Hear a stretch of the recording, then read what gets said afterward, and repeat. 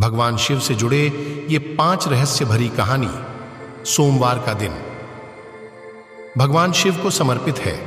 ऐसे में कहा जाता है कि अगर सोमवार को भगवान शिव की सच्चे मन से पूजा की जाए तो सारे कष्टों से मुक्ति मिलती है और सभी मनोकामना पूरी होती है। शिव सदा अपने भक्तों पर कृपा बरसाते हैं।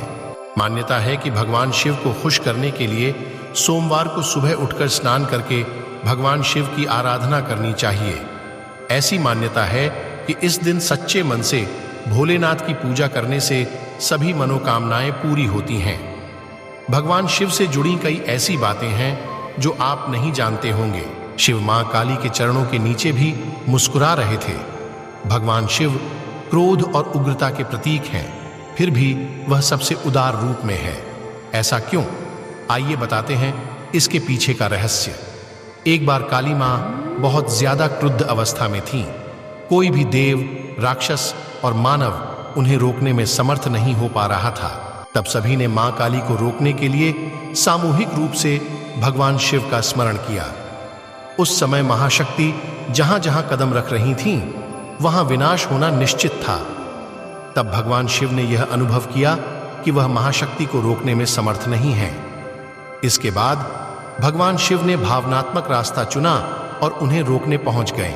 भोलेनाथ मां काली के रास्ते में लेट गए। जब मां काली वहां पहुंची तो उन्होंने ध्यान नहीं दिया कि भगवान शिव वहां लेटे हुए हैं और उन्होंने शिव की छाती पर पैर रख दिया। अभी तक महाशक्ति ने जहां जहां कदम रखा था वहां सब कुछ खत्म हो चुका था, लेकिन यहां अपवाद हुआ। मां काली ने जैसे ही देखा कि भगवान शिव की छाती पर उनका पैर है, उनका गुस्सा शांत हो गया और वह पश्चाताप करने लगी। मां पार्वती की ली थी परीक्षा। क्या आपको पता है कि भगवान शिव ने मां पार्वती की परीक्षा ली थी? कहते हैं कि पार्वती मां से विवाह करने से पहले भगवान शिव ने उनकी परीक्षा लेने की सोची थी। भोलेनाथ ने ब्राह्मण का रूप धारण किया और पार्वती जी के पास पहुंचे।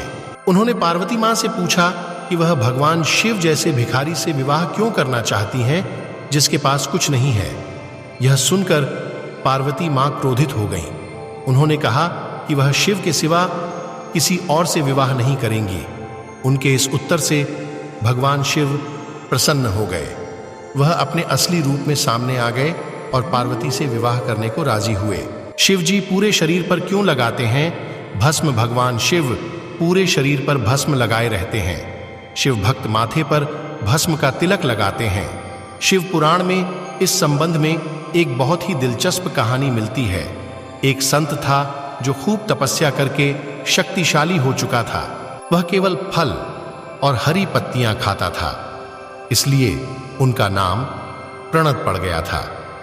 अपनी तपस्या के जरिए उस साधु ने जंगल के सभी जीव जंतुओं पर नियंत्रण स्थापित कर लिया था।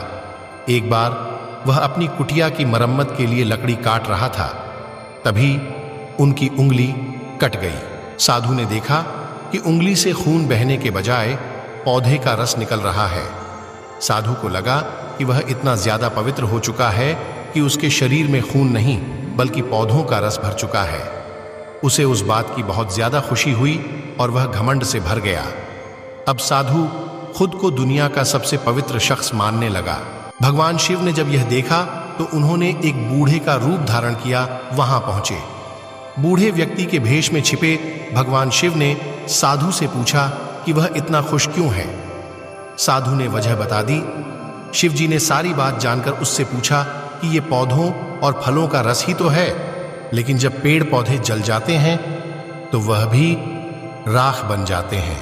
अंत में केवल राख ही शेष रह जाती है। बूढ़े व्यक्ति का रूप धारण करे शिव ने तुरंत अपनी उंगली काटकर दिखाई और उससे राख निकली। साधु को एहसास हो गया कि उनके सामने स्वयं भगवान खड़े हैं। साधु ने अपनी अज्ञानता के लिए क्षमा मांगी। ऐसा कहा जाता है कि तब से ही भगवान शिव अपने शरीर पर भस्म लगाने लगे ताकि उनके भक्त इस बात को हमेशा याद रखें। शारीरिक सौंदर्य का अहंकार न करें बल्कि अंतिम सत्य को याद रखें। भगवान शिव ने दिया था सुदर्शन चक्र। भगवान विष्णु के हाथों में हमेशा सुदर्शन चक्र सुशोभित रहता है।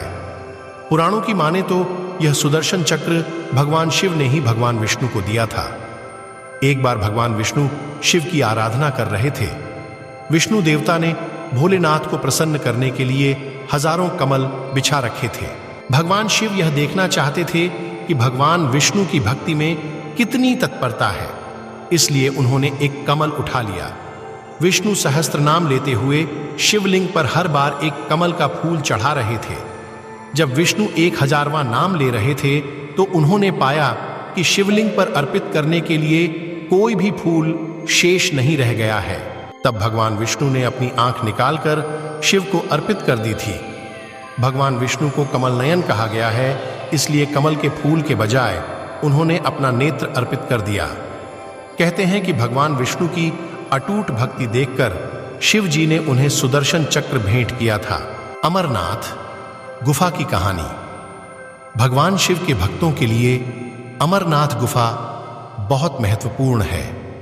कहते हैं कि जब मां पार्वती ने भगवान शिव से अमृता का रहस्य बताने के लिए कहा था, वह एक गुफा की ओर निकल गए। गुफा जाने के रास्ते में उन्होंने कई कार्य किए, इसीलिए गुफा जाने का पूरा रास्ता चमत्कारिक माना जाता है। अमर कथा के रहस्य बताने के क्रम में भगवान ने अपने पुत्र और वाहन को निर्जन स्थानों पर छोड़ दिया। ये सभी स्थल तीर्थ स्थल बन गए।